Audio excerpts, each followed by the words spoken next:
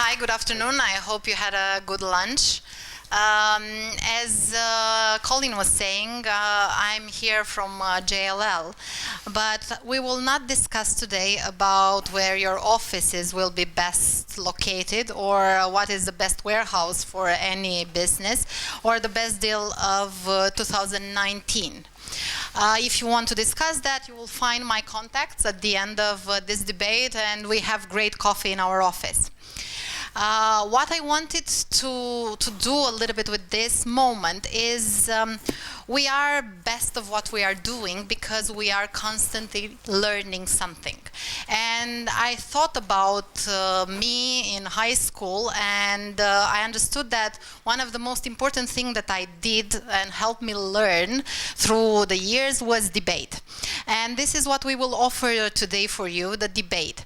And you know, you all have debates at home. I'm always right when I'm discussing with my husband, but but you know, it's nice to see that people are different. They have different opinions, and not always they are really right. So today you will see here 4 young people from 21 to 29. Yeah, it's girls and boys that will discuss about a subject, an interesting subject that raised during this conference.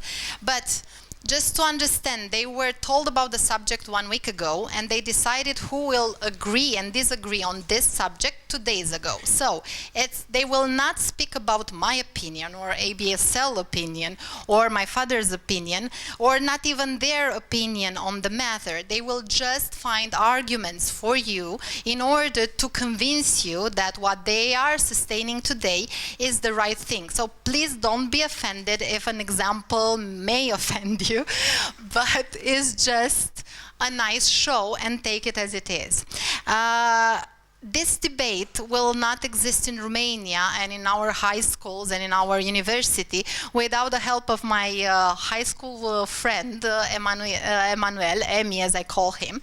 He is the president of ARDOR, and he is in charge of this nice event. And I will let him tell you more about what we will be discussed today and how.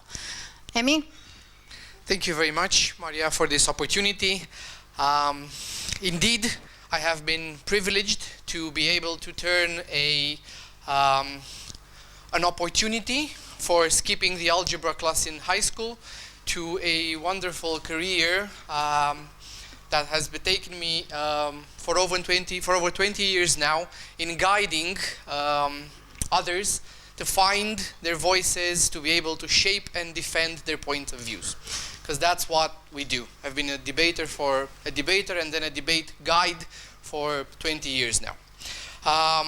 And I believe that the work we do at ARDOR, the Romanian Association for Debate, Oratory and Rhetoric, is very important for this country's democratic future and for the ability of its various citizens to be able to express their point of view.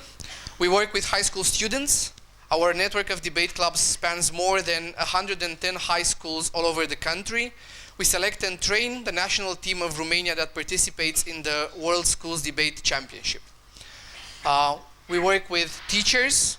Yearly, we train more than 500 teachers that use debate and other deliberative education techniques in classrooms that reach over 20,000 students every year.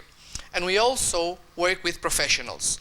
We work with companies and individual professionals that want to shape their argumentative skills. We train young diplomats for the Ministry of Foreign Affairs of Romania. We train young managers in various instances, for example, at the Maastricht School of Management MBA. And we also provide keynote debates for important events. We opened the România Educată, the Educated Romania launch event for the Romanian presidency, and we're here for you today. As you've already may have seen in your documents and on the website, we have a hot topic for debate today.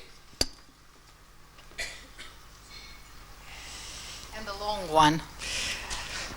In the context of innovation and digitalization in the emerging industries and the gradual disappearance of obsolete services and industries, it is private companies that should bear the burden of professional retraining rather than the state. That is our debate topic for today. No? So, is it private companies that should bear the burden of professional retraining or the state? Yeah. This is a debate topic, and obviously we would have one team arguing for and one team arguing against the topic. But before we do that, yeah, I'm sure there are a significant number of you who go to vote, and we want to invite you to do this democratic exercise also here today. We want to poll your opinion on whether you agree or disagree with the topic at this moment, and we will do it again in the end of the session. So if you'd be very kind to take out your phones.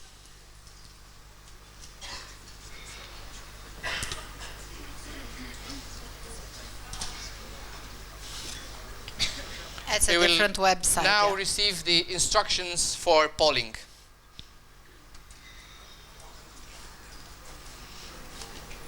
Yeah, so go to voxvote, yeah, .com, enter the pin and vote. You have 2 minutes to do that, please. live.voxvote.com and enter the pin. It's a simple one, it's just yes or no, so. Yep, you have the link on the bottom of the page.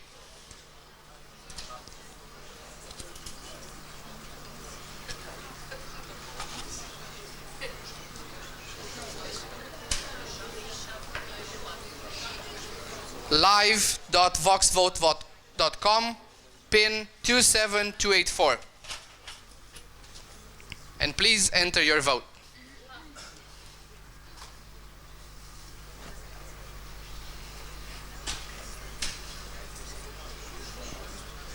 Is it working? Perfect.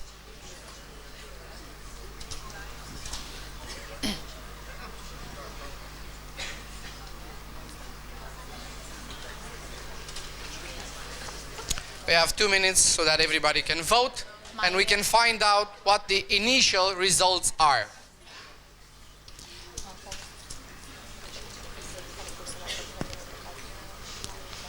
Nu, lasă-i să voteze, că nu se leagă, că îți dau slide-urile după aia.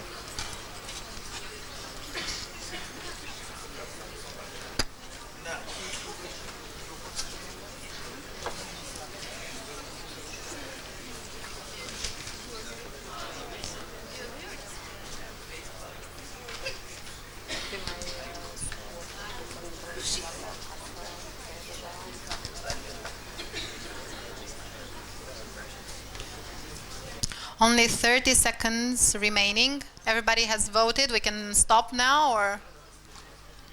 We'll let the clock run down and find out what's the initial poll. And then we'll see if the debate will be able to change your perspective at the final vote.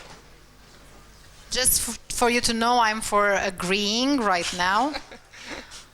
And let's see.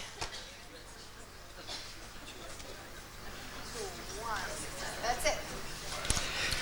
Okay, I'm so with the majority. we start off with 65% agreeing and 34% disagreeing. Yeah, we will take the final vote after the debate. We'll see if those percentages change. Now, please allow me. Thank you very much for doing this.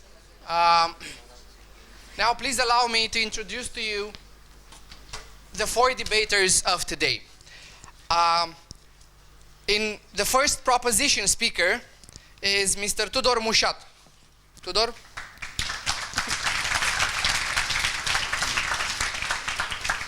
Tudor is the youngest. He has graduated this summer from University of Cambridge, having studied law there for 3 years, and is currently with Clifford Chance. He has been debating for 7 years now, having been a national champion in Romania and second best speaker in Europe in the European Universities Debate Championship this year.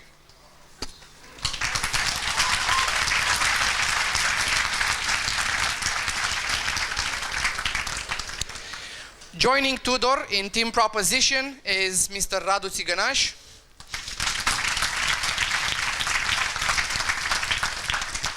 Radu is a film graduate, a film studies graduate, and a finalist at Cambridge InterVarsity Debate Tournament in 2011, and an EFL finalist at World University Debate Championship in Berlin in 2012. He is currently the training director of our association.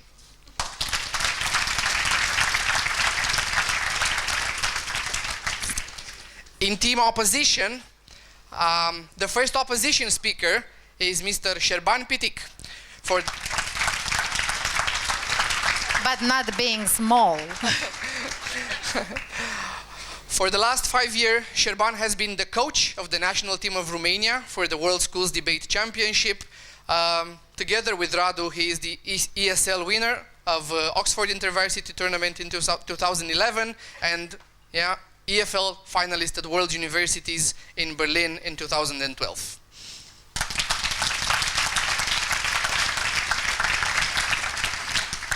And joining Șerban in opposition is Ms. Alina Bucșa.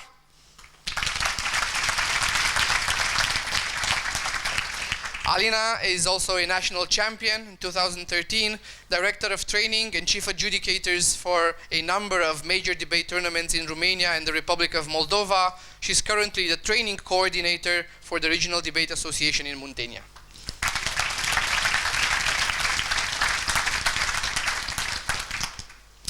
Now, just a brief moment about the how the debate is gonna pan out. Who here has before witnessed an academic debate? Okay, a number of you, but for a significant number of you, this is new. So it's gonna look like this. There are gonna be 6 speeches in total, from the 4 teams.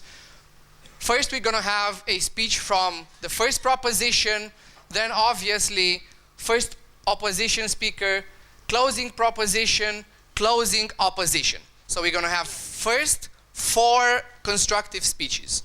After the constructive speeches, we're going to open the floor and have 2 or 4 short speeches from the audience. The condition is that we have balanced intents. So if we need to have one for somebody who wants to speak for the proposition and somebody who wants to speak for the opposition in order to be able to take these from the audience. So we're going to have a pair or 2 pairs of short 1-minute speeches from the audience, from somebody who wants to speak for the proposition or for the opposition. After that, there will be the replies, the final speeches from proposition and opposition is going to be shorter and conclusive of the whole debate. So please pay attention to what's happening and don't be shy about joining in the debate when there's the moment for the floor speeches. Let the professional do their job, yeah? Yes. So without further ado, I'm happy to give the floor to the first proposition speaker for his constructive speech. Here.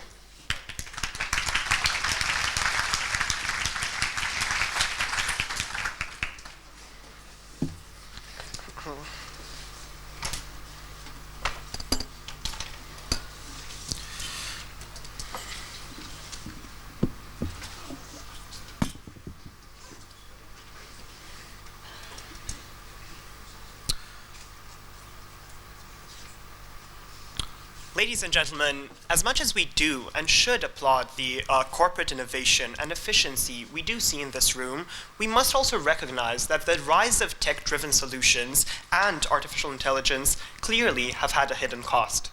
It is the hidden cost of which genuine hard-hitting impacts have been created on individual lives. It is the cost of so many workers which end up being a lot of times displaced from their place of work because of these extraordinarily efficient indeed solutions. Yet, we tell you on proposition, this harm can be avoided if we do select the right agent to deliver retraining and respecialization programs to these people. We think, on proposition, that this agent is specifically corporations and companies rather than the state. So you'll hear three main points from us on proposition. First, about principled corporate responsibility. Second, about the efficiency of retraining, and we'll tell you on how on levels of financial feasibility and quality of delivery, companies are far better than the state in delivering these trainings. And then third of all, Radu will tell you about the political effects of a disenchanted middle class. So, diving straight into that. But before that, just to clarify what we mean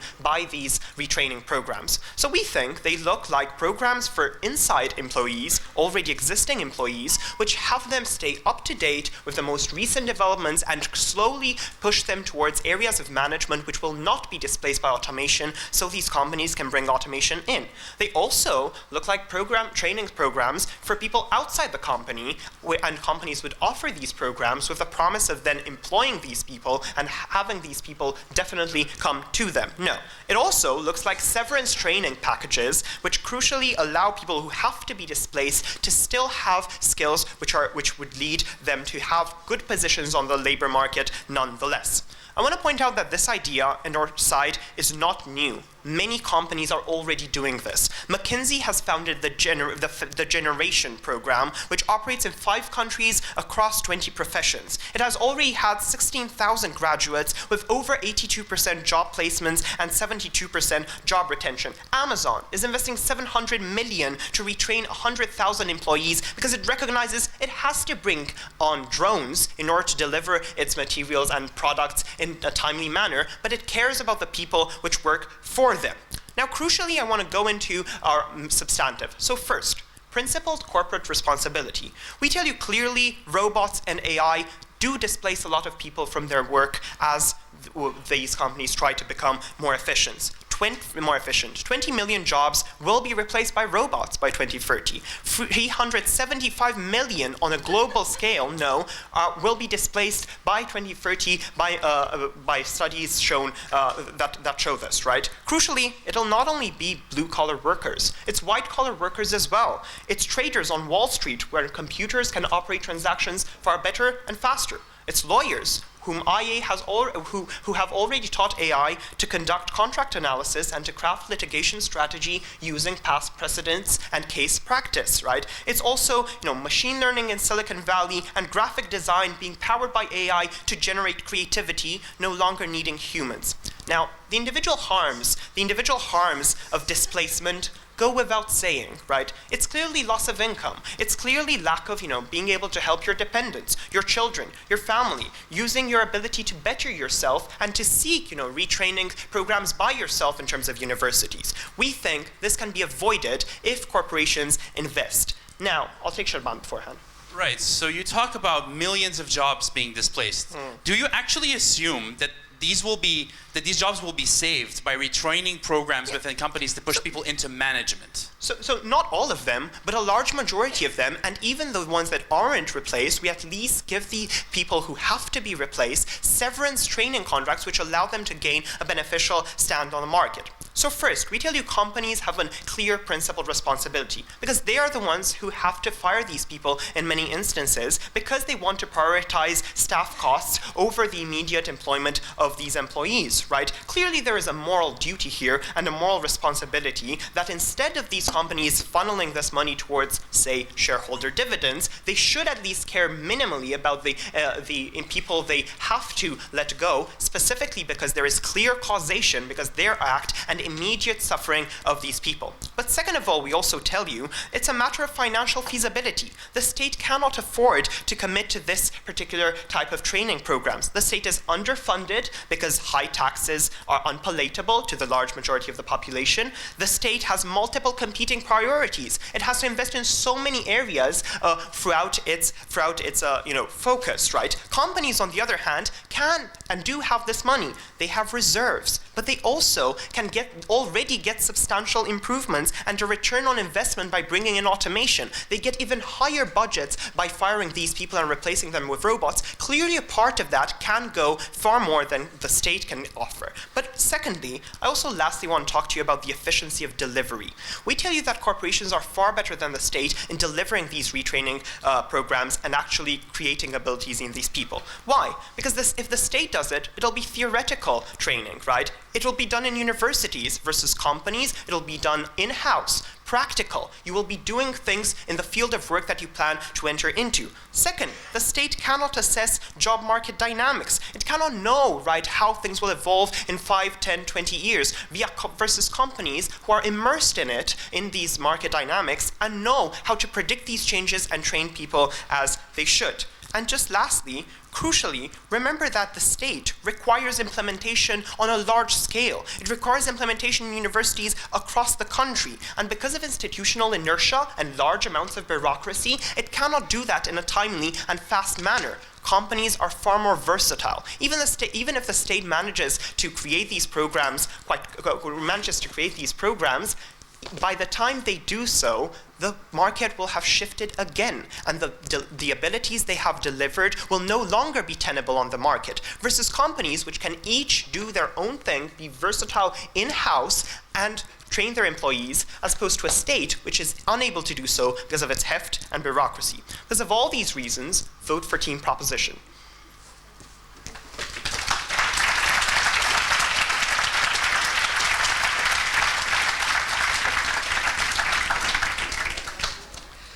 I can see that there is an important clarification needed about the interaction between the two teams. Interventions during the speeches are welcomed because it makes the debate more interactive. And it is on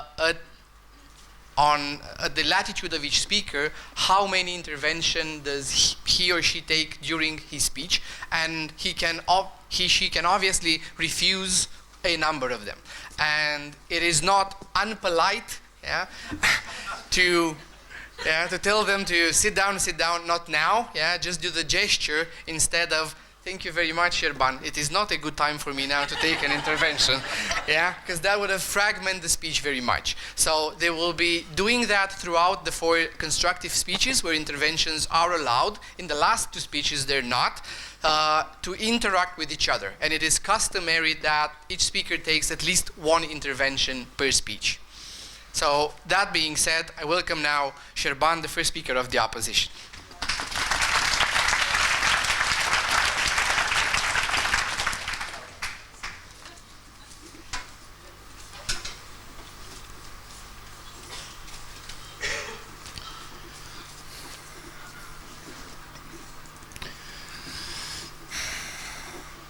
Ladies and gentlemen, Tudor has thrown a few punches towards companies.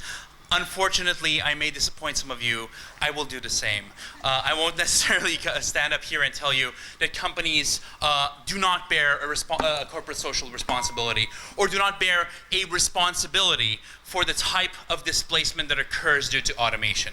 We actually agree there is a responsibility, but that responsibility should not be borne only by the companies. It should be the responsibility of the entirety of society, more so of those parts of society that benefit from the economic system. That is to say, the richest among us should pay the most. But it's not only the companies that should pay, because there are people that are not companies. For instance, the CEOs of these companies would not necessarily pay under their system. For instance, people that own land and simply exploit that land or exploit resources will not necessarily pay under this system. For instance, consumers that benefit from the goods that are become cheaper when we automate, when we use these types of solutions, will not pay directly under your system. So what we say is, in our first argument, this clashes directly with what they put forward, is that ultimately, the fairest system is the system where the state collects money through taxation, pools this money, and makes sure that everyone pays their fair share. That includes companies that make a lot of profit. Because in a fair tax system, when we tax these companies that make a lot of profit, we have incomparably more money from these companies than we have from regular taxpayers, or even from companies that make lesser profits. So we think that our system is the one that ensures that the fair share is paid. Sure, I'll take you. So the state already pays substantially in terms of unemployment benefits, welfare. But even if you tax these people more, you also have to reckon with questions of implementation. Who delivers these trainings better? We absolutely do. But look, see, this is the other thing. What actually they're proposing is pandering to companies' interests. Because companies do invest in some retraining. But that retraining is wholly insufficient. So Tudor gives us numbers like 16,000, 100,000 people that were retrained by certain companies, but then tells us that millions, perhaps tens of millions of jobs will be lost. This is the reality. The type of retraining that we need to engage in to actually face off against the problem of automation is incomparable to the type of retraining that companies willingly engage in. So in their system, there are two options. Either you allow companies to engage in this insufficient form of compensation, point in which they will say, oh, we've compensated, don't tax us anymore, and they will simply no longer pay any of their fair share of the burden. Or you have to actually defend the idea of forcing these companies to pay immense amounts of money to engage in comprehensive retraining programs that they couldn't possibly actually implement within their own companies, right? So for instance, if you're automating truck driving jobs, right, you cannot take your 100,000 truck drivers and take them into your company and train them to be managers. This is simply impossible, right? If you're going to retrain all these truck drivers, what you will need to do is to create separate retraining centers in which you will have to teach these individuals to learn jobs that are different than the types of jobs that exist within your company. So there are two options. Either you won't do this, point in which these people will have no solution and they will still be the burden of the state, or secondly, you will force companies to literally build these facilities. That means you will force them to spend immense amount of money. This means that it will be extremely problematic for companies that cannot afford to do so. Some large companies can. Some smaller companies cannot afford to do this type of investment. We think that this is deeply unfair. It's much fairer when everyone pays an amount of tax that they can pay and that the state centralizes the system. But also you talk about bureaucracy, right? So in order for you to ensure that these companies will actually do what you want them to do, you're gonna need to check them, because otherwise, you know, there's a thing, companies have an incentive to spend the least amount of money they possibly can on things that don't bring them any profit. And they will spend the least amount of money possible on these programs. And if you don't regulate, if you don't check what actually is happening within these programs, if you don't see if they're actually hiring proper professionals, if they're actually giving options to individuals in retraining programs, they won't. And if you have to check them, then you have to base your trust in the same type of state bureaucracy to check on them, right? The same type of state bureaucracy that Tudor tells you is ineffective, that Tudor tells you doesn't have the capacity to spread out. You need inspectors in all of these companies, in all of these facilities. It's much easier to have a centralized system within the state. No, it's not going to be perfect. The state does a lot of mistakes, of course. But the reality is that only the state can provide the scale of retraining that is necessary to supplement these jobs. But moreover, when you apply your system, what you do is you disincentivize automation, because you say, if you're going to automate jobs, you're going to need to invest into your retraining programs. What we claim is that automation is actually a good thing, because it provides benefits to society as a whole. So the most efficient system for society is for the state to tax and retrain these people while allowing companies to automate at a pace that is fast enough to actually bring consumers benefits. Under your system, you're slowing it down and you're making sure that when displacement doesn't happen, when displacement does happen, people don't really have an effective system that will permit them to be retrained in ways that are meaningful, right? Because they're going to need to be retrained to be other things than the jobs that are available in these companies. So because yes, we believe that it's the responsibility of companies, but it's actually the responsibility of all of us to retrain these individuals, we beg you to oppose.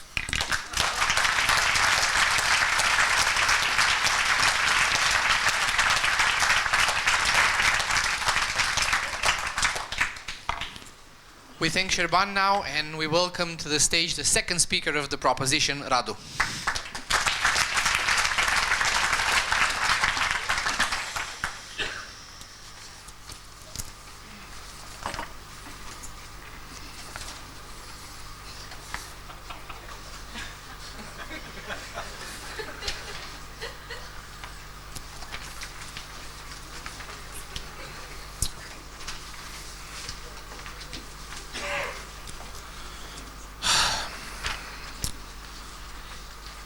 How long does it take for people to start feeling vulnerable? And what are the effects of feeling vulnerable? Because this is what we're talking about today. Even though we're looking at profits, even though we're looking at numbers, this is a fundamentally human question, and one that we do not think should be solved by who has to do this. The question is, who is the best agent in order to retrain these people and to make that feeling of obsolescence pass. Because as a human being, feeling useless is one of the worst possible feelings one can have. No. And we've heard a lot from side opposition about why corporations cannot do this, why they don't have the proper incentives, why they cannot match the scale, why we should raise taxes on corporations. One, raising taxes on corporations or wealthy individuals or on land ownership is a completely different issue, and of course we do think that taxes should be proportional and reasonable. If they say that because they have to do all of this retraining it would be impossible to raise taxes, well, we're living in a world in which the taxes maybe are already too small, or in which the rich already get too many tax breaks. So if they want to say that this might not happen, it's not like it's happening right now. So unless they can provide us with an alternative that might lead to these increase in taxes for the state to be able to pay for this education, then they don't have a positive point in their favor. Because again, this is not something that is happening right now, and our measure would stop it from happening. But let's move on from this, because it's in no way mutually exclusive. Yes, we should collect more taxes. Yes, the state is overburdened. And yes, we still think that companies and corporations still should be the ones that provide this retraining. No, thank you. And I have one main point for why I disagree with their side. It's all about the incentive structure. Why? Because when a company retrains a person, especially someone that they want to use in a different position, and yes, no, not all truck drivers can be managers, but you know, in McDonald's or other fast food chains, they replace people with tablets, and then those people did not necessarily become managers. They could be retrained in other human roles that still need the human element. But that's not what I want to debate right now. When a company retrains someone, the end goal is to have a productive member of the company. When the state educates someone, the goal is for them to have a BAC diploma. The state does not have an incentive in order to make sure that they provide quality education on scale. And we have seen that the state has not been able to provide quality education on scale. That's why so many of us are doing debate, because we felt the lack of quality education and wanted a substitute. So they have to prove that there is inherent value to doing this at a scale, not just that it is legitimate to do it at scale. Yes, ideally we would want all people to be able to have the opportunity to pursue their happiness, but we don't think that the state will be able to fulfill this criteria, as it already fails on so many other levels. But my argument that I want to talk about is the human element, because there is not a point of contention, I think, in this room that there is tension in today's society between the new and the old, between the young and the still old, between the 1% and maybe the entirety of society. There is a divide that is growing with each passing day. And there is, let's say, a feeling that in some places, in some corporations, profits matter more than people. This might or might not be true. Some corporations are better at this than others about caring about the human element, but this feeling is pervasive throughout society. This is the culture that we live in. All of media today is either about how corporations are destroying the world or how technology is destroying the world with AI and so on and so forth. So this is a feeling that exists. And even though this feeling doesn't directly equate to the motion, I want to talk about the idea of trickle-up, let's say, disenfranchisement and apathy and fear. Because when you work at a fast food and you are replaced by a tablet, there is no greater feeling of uselessness and disenfranchisement. And after a certain point, people start realizing that this can happen to anyone, that nobody is protected from this. When you're higher up on the, let's say, corporate food scale, you're like, I'm never gonna be displaced. Oh wait, two rungs underneath me have been displaced. One rung underneath me has been displaced in a second. How long will it take till I be displaced? Yes, Shirban. Rhetorics aside, we've given you analysis to show that companies do not have the incentive to properly invest in this. Yes, they do. Thank you. Yes, they do have the proper incentive, because workplace satisfaction is a metric that doesn't show up on the bottom line, but it does show up long term. And we have seen several companies have problems with employee burnout, with employee lack of satisfaction, with employee turnover being so massive that they cannot create long-term career people because people no longer want to invest in a career that is built on a shaky foundation. How long will it take for people to start questioning how much they invest in the corporate culture before they think that, well, maybe this investment isn't worth it. Maybe I shouldn't give it my all. Maybe I shouldn't work 110%. If you look at certain corporations, such as in Japan, where there is a different type of culture, corporate culture, instead of layoffs, which have a devastating effect on morale, oftentimes leadership roles will cut their own salaries in order to prevent layoffs. It is caring about the human element that makes the difference between a corporation being long-term sustainable and the corporation just becoming a face, a hate face for an entire population or for an entire user base. So many years, so many movies, so many polls, so many threads on social media that blame corporations for everything that is bad. How long does it take for the employees to start seeing that bad and to stop feeling like productive members of a company and more of a hindrance to the social good, to social evolution? And we believe this is a price that companies, if they are reasonable and smart, will want to avoid. They would want to avoid dehumanizing all aspects of their corporation. Unless you can exist solely with robots and automation, you will still need people at that company. And if people feel that people are not being treated well or fairly, and they identify as people, then they will also feel that they might become vulnerable.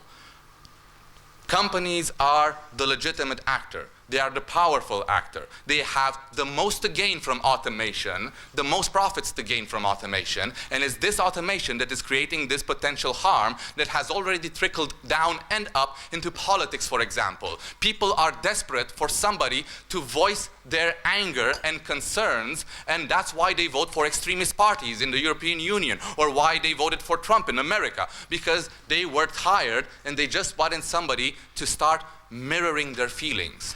We have to start thinking about the human element as corporations in order to survive long term, because no matter how much you automate, people are still part of the equation. And these are the three main reasons why we believe that it is in the best interest of corporations and companies to retrain these people that are feeling obsolete rather than the state. Thank you.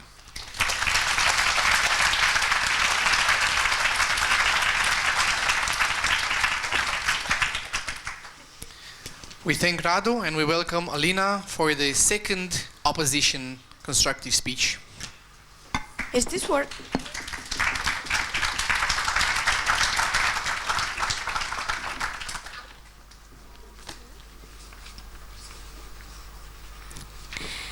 So I just managed to get my hands on 1,000 self-driving cars, and I just have to fire all the 1,000 drivers that I used to employ before. Now, I don't need 1,000 managers. I have nothing to do with 1,000 managers in my company, even if I care about people. I care quite a lot about people. This is why I'm doing business, because I want people to benefit from the activity of my business. Of course I care. I care about society. However, these individuals, when I hired them because they could do something that was beneficial for my business activity. Now that they cannot do something that's beneficial for my business activity, I do not have a responsibility for them anymore. When you hire one person, it doesn't mean you adopt that person for life. You have at any point the option of firing them if they are not useful for your company anymore, if they do not respect the same values of your company anymore, if they do not integrate in the environment of the company anymore. There are so many reasons for which you wouldn't want to work with a person anymore, and it's not personal, it's professional. This is how you do business. Now, just because I have in the past hired one person, it doesn't mean I have a responsibility to them for life. However, If I was born in a country and I'm a citizen of that country and I am paying taxes and I have been paying taxes for all my working life, then the state has a responsibility towards me. The state has a responsibility even if I don't have a job anymore through the social contract, through the fact that I'm a citizen of that country. It is only the state, okay, maybe also the parent, but nobody else that has a responsibility for the whole life for you. So, in terms of moral responsibility, we believe that it's only society, it's only society through the state that has the responsibility of retraining these people. Yes. I really have to stress, the state discharges its obligation by paying unemployment benefits, welfare, hospitals, schools, public transport. Maybe companies should do one of these things. So thank you, Tudor. This was exactly my second point, which was why would the state do a good job at retraining people? It is exactly because if it doesn't do a good job at retraining these people, it's the state who has to pay for unemployment benefits. It's the state who has to pay for police in case these people turn to crime in order to survive. It's the state who has to pay for hospitalization for these people if they end up having health conditions because of poor living conditions. So it's the state who will have to bear the responsibility anyway. This is why the state has all the incentives to do a good job at retraining these people. However, as a company, if I don't need 1,000 managers, the only thing I can do is to provide, some courses for management, and maybe another company would take you later. So the company doesn't have an incentive to actually do a good job at retraining those people because it will not bear the consequences of a poor training. Moreover, Sherban already told you why retraining people on such a huge scale requires coordinated effort from all society. And companies wouldn't just agree with one another to create a fund together, to help the community grow and so on, because we're already doing this as a society through the state. This is what the state is. It is an organization, right? Some sort of an organization created by the people to solve such issues that are not in the responsibility of certain specific actors like companies or a certain specific individual. Moreover, we support automation. We believe it doesn't only help companies, it also helps society quite a lot. The fact that right now I don't have to do so many of the things that my parents had to do on a daily basis, it means that I have such a better life, than my parents. So through automation, companies don't only increase their own profits, but they actually increase the quality of life for everyone. They just the quality of life for everyone. So everyone has to benefit from the fact that companies do automation. So even if they would have to change the focus of their money from paying salaries to investing in technology, they're still doing the same good things for society and trying to evolve their own activity and to make our lives better every day. And lastly, my last point about empowering people. If we would oblige companies to be the ones that do the retraining, maybe I don't know how, but let's just imagine that they would find some new jobs for some new people just to keep them in the company. That doesn't empower those employees at all. It turns them into objects to be used by that company. What we think is that the state should offer the opportunity to get retraining in whatever area you desire to do, in whatever you think you could be good at, in whatever you think you could bring an impact in, so you can actually bring an impact, so you can actually value yourself as an individual later on, and maybe to open your own business and actually be a manager. Thanks.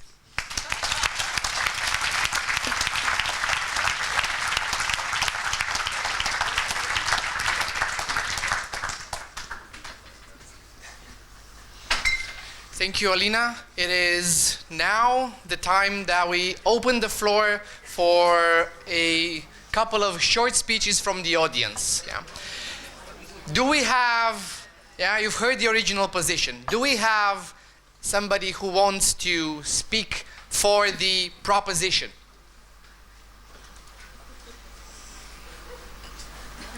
No, not at least one. We need at least one.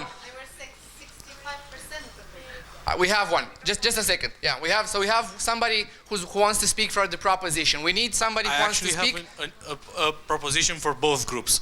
I've heard 1,000 drivers and 1,000 managers. What about 100 car mechanics for the electric cars? What about 20 people to bring them their coffee and their catering? That I feel that the debate has gone to either one extreme or the other, but not in the middle ground. Thank you very much. I am not conclusive on whose side was that intervention on.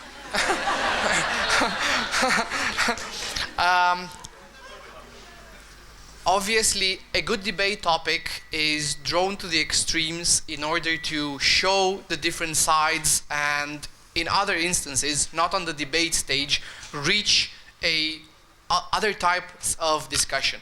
Their role is to highlight the extreme position. That's why this is how a good debate looks like.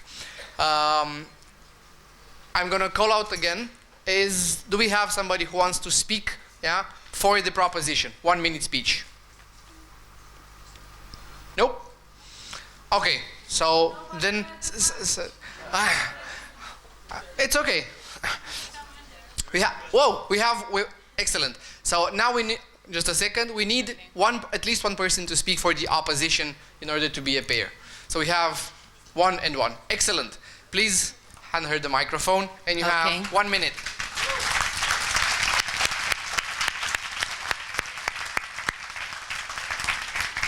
Okay.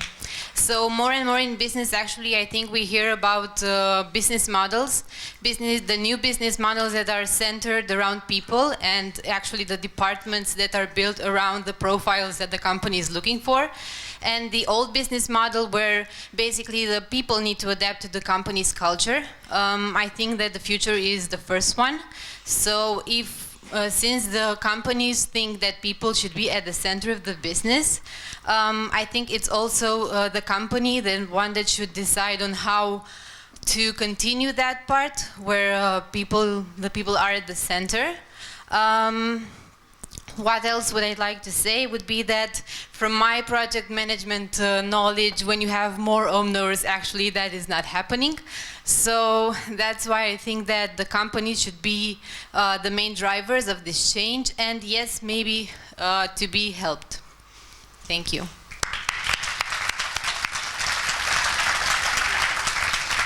Thank you very much for your speech and for your courage. And now we have an opposition speaker. Yes, so it was very interesting to hear both sides. Thank you very much. It was quite a lovely discussion and very live, I would say.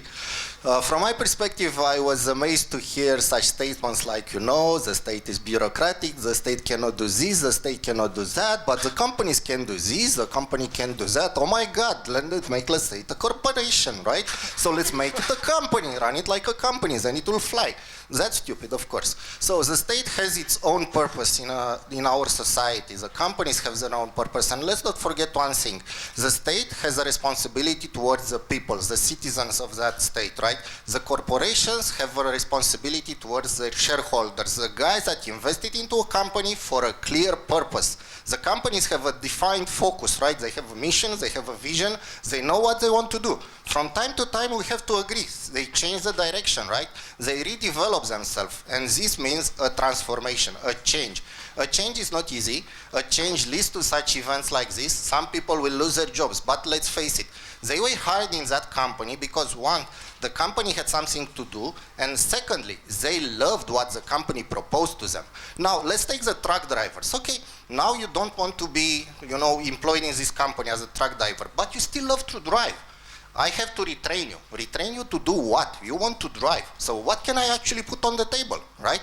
Maybe actually these people will find a job being personal drivers from some wealthy guys that you want to tax. Good job for that. Warren will love it. And you know what? actually, I think it's more important to help the state, understand better the transformation of the society and the needs of the future people in order to align between what they want to do and what the state can do to help them in order to do that, right? You are facing only just the peak of the iceberg. The company will lay off people. What about the students that will come from the universities, my friends? Who will retrain them? By the way, nobody hired them, right? Yet. Thank you.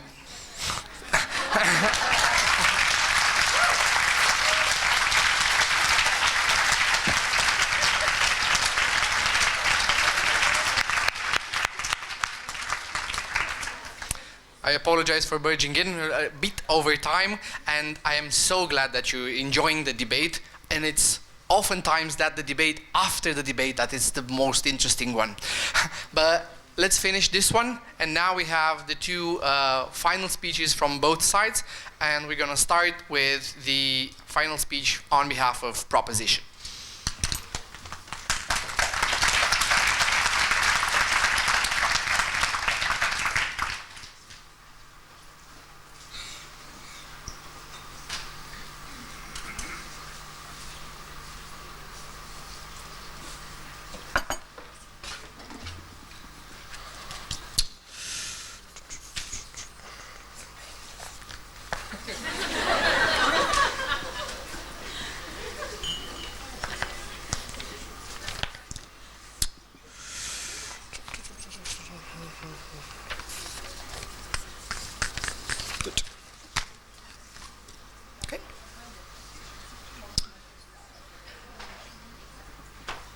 I absolutely agree with the question raised there, right? There is a scale. There's not only truck drivers and managers. There's truck drivers, car mechanics, car tech developers, GPS software developers, and then managers, right? So it's clearly untrue for OP to say that we have to prove that all the 100,000 truck drivers will now all become managers. No, all we have to prove is that companies can deliver far better some skills, basic tech skills, basic STEM skills, right? Which will allow this truck driver to become any one of the positions within this spectrum, right? So the burden on us is far lower, but the burden on them is effectiveness, is efficiency of where and what system these retrainings will work better. Because in debating, rebuttal, and countering the other side's arguments is key. I'm afraid opposition hasn't done that today. I asked Sherban in intervention if he would genuinely reckon with our point about implementation, about how the state will teach theoretical things, not practical in-house things, about how the state doesn't have the money versus corporations do, about how it has to move a whole country and take so long to teach these skills, and by the time they do that, they will no longer be relevant skills on the market because AI has taken over even further. No response. What did we get then from team opposition? We got sort of mechanistic quibbles. Oh no, we'll have inspections, right? What a drama that'll be, right? We're happy for that to be.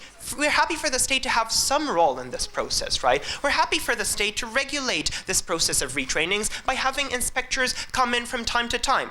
And then they said, but the inspectors bring bureaucracy with them. Yes, of course they do. But again, it is a question of scale. Do you want a full bureaucratic system, the state, with all of its heft and difficulties we've explained, or just an appearance of incidental, bureaucracy from time to time, which we offer on your side?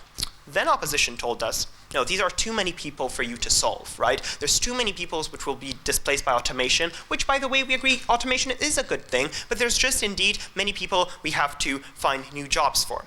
Well, then if the problem is that we have too many people that we have to find new jobs for, how is opposition's method of resolving this? Taking a large amount of money from companies via profit tax and giving it to the more ineffective, agent, the state, in order to deal with these large number of people. Clearly, the number of people you are able to retrain is lower via an ineffective agent. So why take even more money from the more effective agent, the companies, to give it to the more ineffective one, right? Similarly, no response to Radu's argument. Radu told you that you have to consider the plausibility of opposition in this debate. They cannot magic up a new state, a brilliantly functional state. They have to work with the state now. And we've told you, Radu has told you, that the state will only act to solve this problem when the tension within its people comes to a tipping point. Once it does, though, the pressure will be so high that the solution the state ends up with are of a populist nature. They are not economically wise, they are economically harmful. So instead of getting retraining programs from companies, you get a trade war with China, right? That is the comparative here in terms of the well-reasoned, strategic decisions companies make versus the ones state makes when the tension in their population boils over and they have to take quick decisions which end up being economically harmful. So at the end of this debate, I leave you with one simple question. Each and every one of you has to ask themselves, what if this happened to me? Because I told you, automation does not only affect blue-collar workers, it also affects white-collar workers. And in the future, every one of us might be affected by automation. So then ask yourself, what if this happens to me? And then ask yourselves, would you prefer to be trained and oriented on the labor market by the Romanian government or by corporate professional firms with global infrastructure? That is the question in this debate, and that is the state of play that opposition has to reckon with. The Romanian government, whatever, the Hungarian government, right? The British Brexit government, right? It's not a magic state versus far better corporations. Thank you.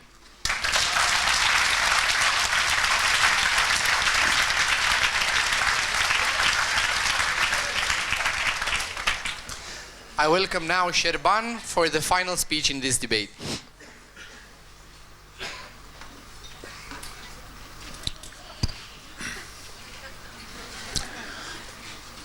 I know it's popular to pick on the Romanian state, but I think it's quite shameful to assume that companies can supplement the role that a public education system does. The Romanian state may do a lousy job sometimes of education, but without this education, millions of poor kids would not have access to actually have decent jobs. That's because companies will never supplement the scale of necessity of retraining education. The scale is real. The scale is large. A lot of jobs will be displaced. These people will need to be retrained. Companies do not have the incentive to pay the money necessary. Tudor said that we magic up. Well, aren't they magicking up when they're saying that companies have the capacity to teach these people to learn new skills? Of course they do. Companies can do amazing things. They have almost limitless capacity. But do they have the incentive to do it? They needed to defend that we need to force companies to be the ones that are going to retrain people. But they can't really magic up the way companies are going to do it. Companies, as Alina told you, and they completely ignored, no longer have an interest in the people that they're now laying off, because those people are no longer needed. Therefore, it's not their incentive to invest more money. We told you that they will invest less. The state has an incentive to invest more money for various reasons. Firstly, I told you because there is democratic pressure on them to invest money for benefits of citizens. But secondly, also because Alina told you, because the burden will lay on them to bear the brunt if these people don't find a job. So the state has incentives to invest, companies don't.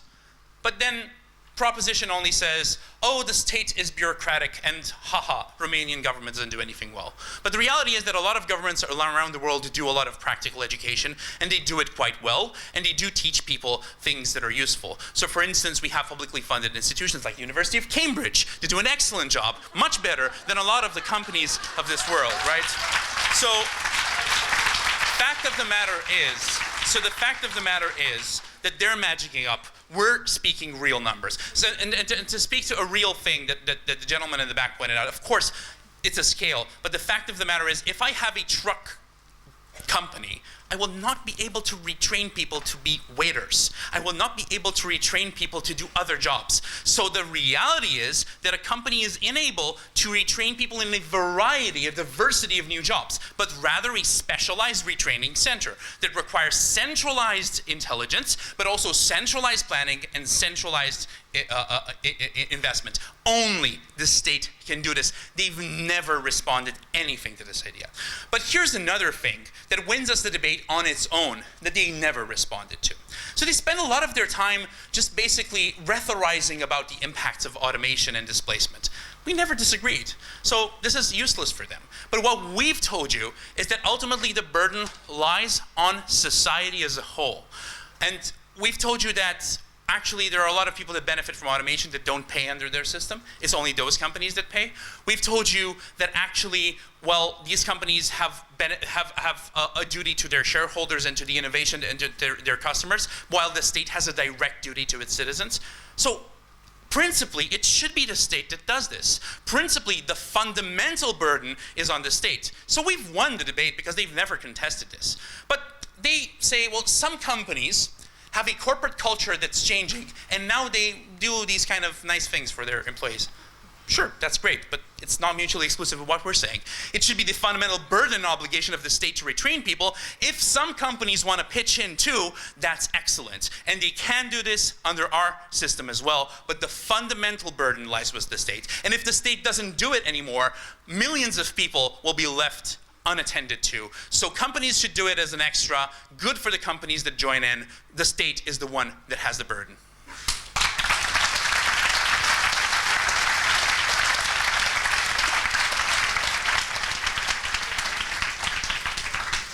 Thank you very much, Sherban. I now ask the speakers to cross floors and shake hands.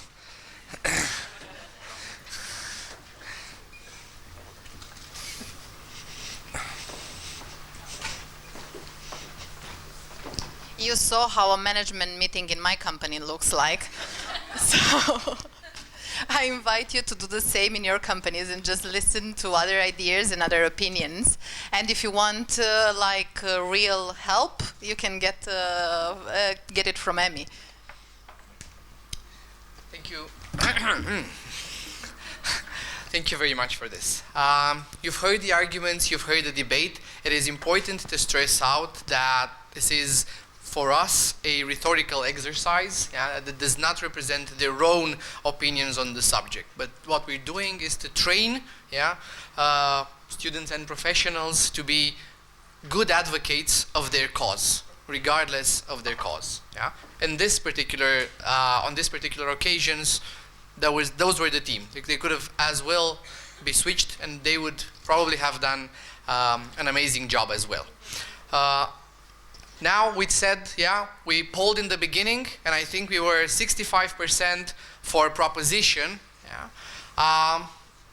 Let's do it again. Let's see if after the debate, if after what my colleagues have mentioned, your opinion has changed in any way. So please, we invite you to vote, and not again. only today.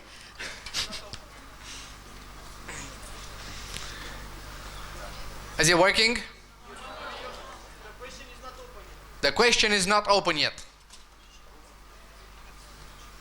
Yeah, because there's no timer there, so I think start, it'll be the button to click. Go live. So you see, you still need people. No. We will try again.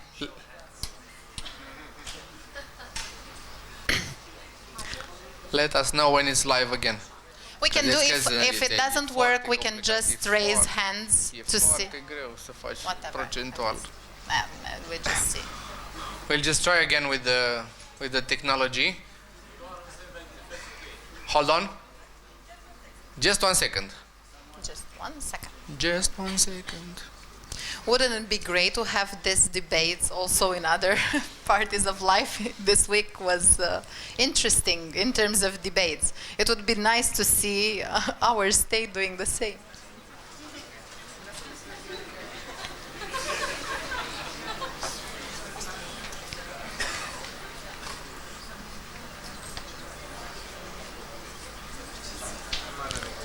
Please make it live. It works. Does it work? Yeah. So please vote again.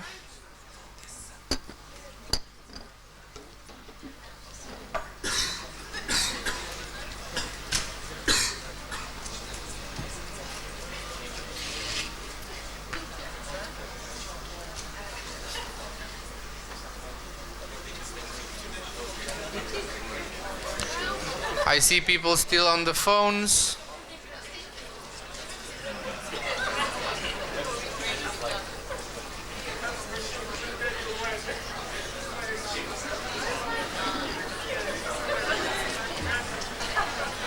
Timerul. We'll leave it a couple more seconds and then we will ask our technical help to close the poll and show the results in a couple more seconds.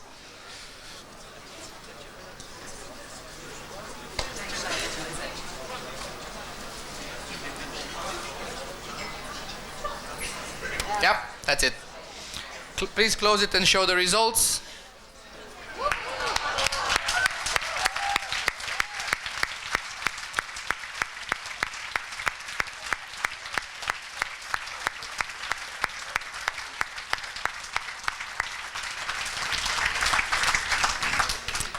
So we thank you very much for your openness, for your willingness to change your mind based on what you heard today.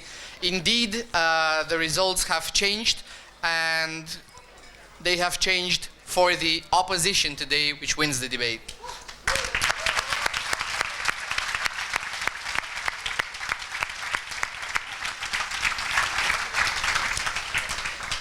Thank you very much for allowing us to entertain you.